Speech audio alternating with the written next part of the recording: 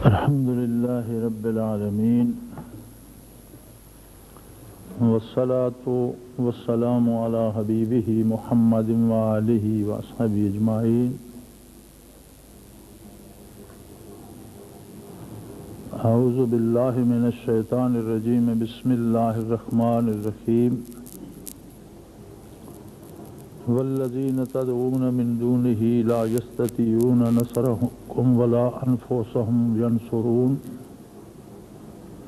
وإن تدعوهم إلى الهدى لا يسمعوا وتراهم ينظرون إليك وهم لا يبصرون.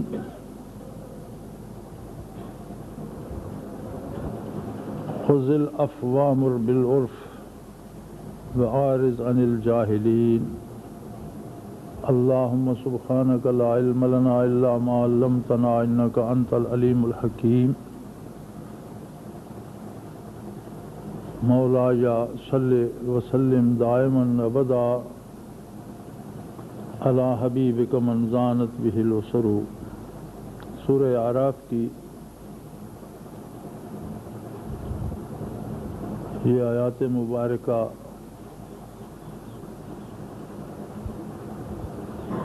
آج کے حالات پر بھی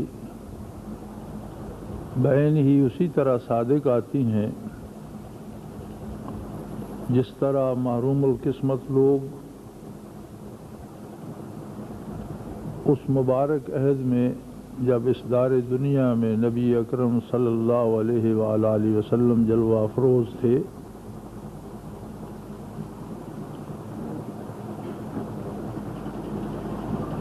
تو بدقسمتوں کا جو عالم اس زمانے میں تھا، بد نصیبوں کا وہی حال آج بھی ہے. ارشاد ہوتا ہے وہ لوگ جو اللہ کے علاوہ دوسروں کو مدد کے لیے پکارتے ہیں، دوسروں سے مدد چاہتے ہیں، حالت یہ ہے کہ وہ دوسرے نہ ان کی مدد کر سکتے ہیں اور نہ خود اپنی مدد کے قابل ہیں. وہ خود اپنی ذات میں، اپنے وجود میں، ایک سانس کے لینے میں، آنکھ کے جھپکنے میں وہ خود اللہ کے محتاج ہیں.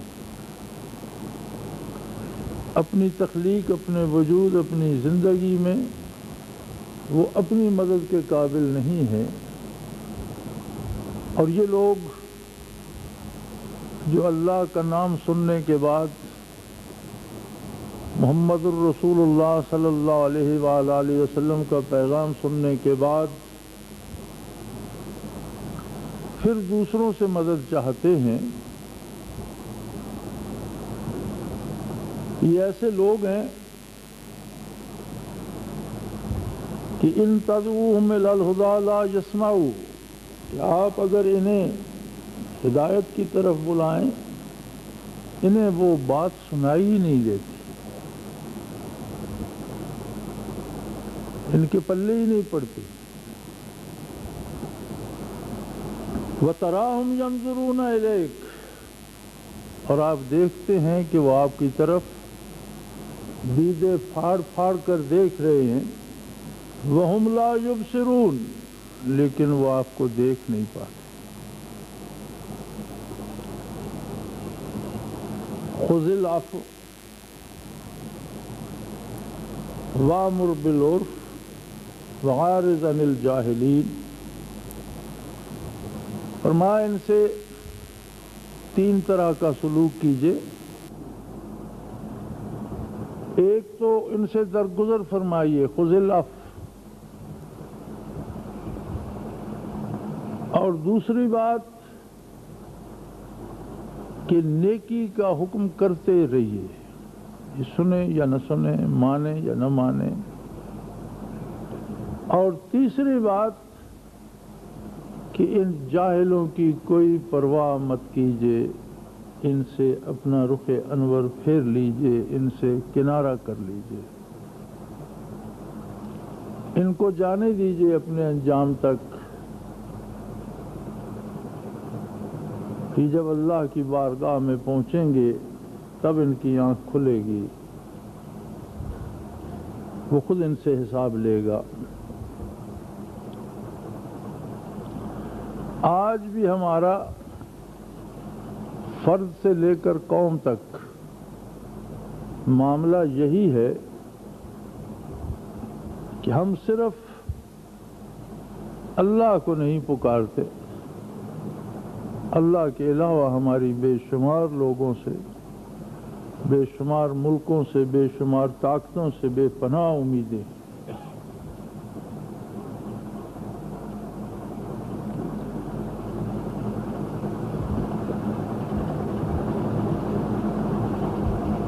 اور اگر انہیں سیدھی اور سچی بات اور ہدایت کی طرف بلایا جائے، لا یسمعوا، بات ان کے پلے نہیں پڑتی، گویا وہ سن ہی نہیں رہے۔ اثر یہ ہوتا ہے جیسے کسی نے بات سنی ہی نہ ہو۔ وَتَرَاهُمْ يَنْظُرُونَ إِلَيْكَ، اس زمانے کے لوگ دیدے پھاڑ پھاڑ کر دیکھتے تھے آج کے، اور جو کچھ آپ صلی اللہ علیہ وسلم کا ارشاد گرامی ہے، گویا حضور کو دیکھ نہیں پا رہے، سمجھ نہیں پا رہے، پہچان نہیں پا رہے۔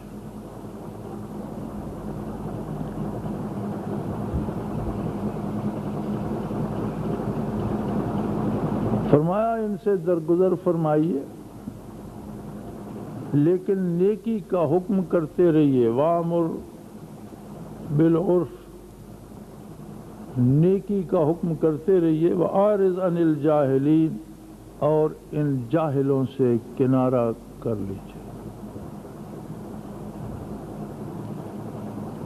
ہماری افرادی زندگی میں اور ذاتی زندگی میں ہمیں لالچ، طمع اور خودغرضی نے اتنا اندھا کر رکھا ہے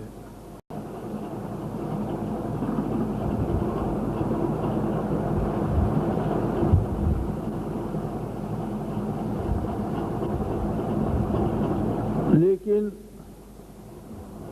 اللہ بڑا کریم ہے اور اس نے توبہ کا دروازہ کھلا رکھا ہوا ہے۔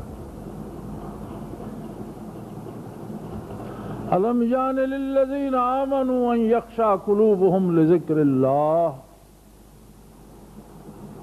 قرآن کریم ارشاد فرماتا ہے کہ مسلمانوں پر ابھی تک وہ وقت نہیں آیا کہ ان کے دل اللہ کے ذکر سے لرز اٹھے۔ أَن يَخْشَعَ قُلُوبُهُمْ لِذِكْرِ اللَّهِ، اللہ کی یاد میں ان کے دل لرزاں و ترساں ہو جائیں۔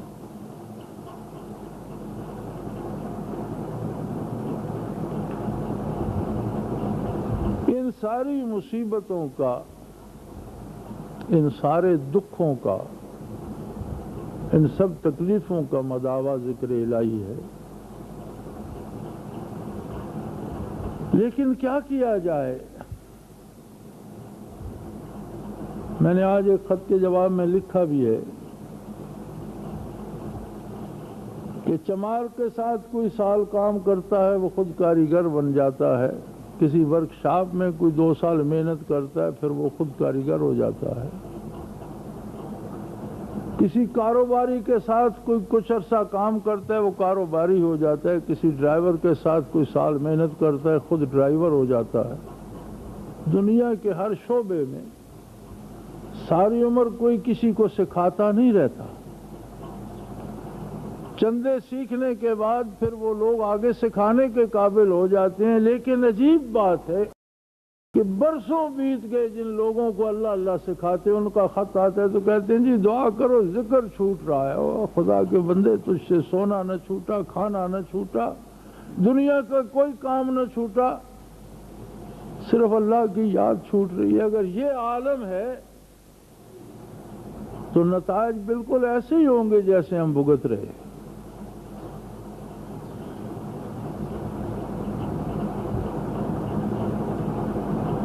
دعا کریں، نماز چھوٹ رہی ہے۔ نماز اگر دعاؤں سے قید کر کے پڑھانی ہوتی تو وہ حکم دے کر آپ کی پسند پہ نہ چھوڑتا، وہ مجبوری بنا دیتا کہ جو نماز نہیں پڑھے گا کھانا ہضم نہیں ہوگا، جو نماز نہیں پڑھے گا نیند نہیں آئے گی، جو نماز نہیں پڑھے گا اس کے سر میں درد ہوگا، دانت میں درد ہوگا۔ عادت ہو جاتی، جس طرح کھانے کی سونے کی عادت ہے اس طرح نماز کی بھی عادت بنا دیتا۔ یہ امور عادیہ میں سے نہیں ہے، اس کا اہتمام کرنا پڑتا ہے، اور اہتمام کے لیے وہ ایمان ضروری ہے، وہ یقین ضروری ہے کہ مجھے آخرت میں اللہ کے حضور پیش ہونا ہے، اور یہ جنت کی قیمت بھی نہیں ہے۔ وہ جنت جسے دے اپنی پسند سے، جسے نہ دے اس کی اپنی مرضی۔ یہ اطاعت الہی ہے کہ اس نے ایسا کرنے کا حکم دیا ہے، تعمیل ارشاد میں کرنا ہے۔ اب اس پہ وہ کیا دیتا ہے کیا نہیں دیتا، قبول کرتا ہے نہیں، یہ اس کی مرضی ہے۔ لیکن بندے کے لیے جو چیز رب العالمین نے فرض کر دی ہے اور حکم دے دیا ہے ہر عاقل و بالغ مسلمان کو کہ وہ اس پہ عمل کرے، اگر ہم اس پر عمل نہیں کر سکتے تو ہم دین کے لیے قربانیاں کیا دیں گے؟ خاک۔ اپنے آپ سے انصاف کیجئے، اپنی ذمہ داری کا احساس کیجئے، خود بیٹھ کر سوچئے کہ آپ اللہ و اللہ کے رسول سے کتنی وفا کر سکتے ہیں۔ وآخر دعوانا الحمدللہ رب العالمین۔